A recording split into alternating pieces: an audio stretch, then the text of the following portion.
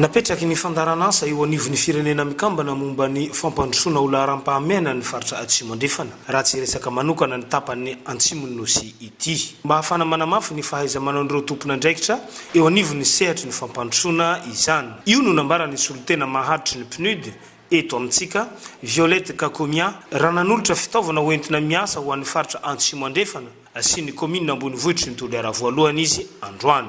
Fiara tsy mataho-dalana iray miampy solosaina sy ireo kojakoja miaraka aminy ary latabatra sy seza no noraisiny lehibe ny faritra Atsimo andrefana Colonel Rabejule izany teto amin'ny lapany faritra Atsimo andrefana. Isora tsika irapo iratsaina anapny zay zavatsay satria ny fisiany reto matériel reto dia ahafahatsika mametsaka centre anankiray zany au niveau ny faritra ato zay misy an'le données rehetrarehetra misy an'izay rehetrarehetra ilaina zany mba hoentina hametsaka drafitra hampandrosoana an'ity faritra Atsimo andrefana ity. Tena fametsahantsika an'le dina be satria tsisy fampandrosoana mipetsaka eto raha tsy misy ny fandriam-pahalemana manao an'izany tsika mitety ny faritra rehetrarehetra.